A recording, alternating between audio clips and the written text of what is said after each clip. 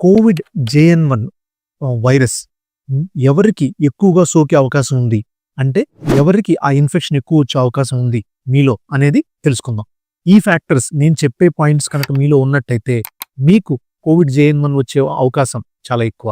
ఎవరికైతే sugar, BP, thyroid ఉంటుందో, ఎవరికైతే క్రానిక్ లంగ్ డిసీజ్ అంటే COPD కానీ, బ్రాంకియల్ ఆస్తమా కానీ, ఎలర్జీ కానీ, ILD ఉంటుందో, ఎవరికైతే ఆల్రెడీ ఎగ్జిస్టింగ్ హార్ట్ డిసీజ్ గుండె ప్రాబ్లం ఉంటుందో, ఎవరికైతే ఎగ్జిస్టింగ్ లివర్ డిసీజ్ ప్రాబ్లం ఉంటుందో, ఆర్ కిడ్నీ ప్రాబ్లం ఉంటుందో, ఎవరైతే ఎక్సెస్ వెయిట్, ఓవర్ వెయిట్గా ఉంటారో, BMI మోర్ దెన్ 30 ఉంది అలాంటి పేషెంట్స్కి, ఎవరైతే ఆల్రెడీ డయాలసిస్ మీద ఉన్నారో అలాంటి వాళ్ళు, and aged patients more than 60 years కానీ లెస్ దెన్ 5 years కానీ.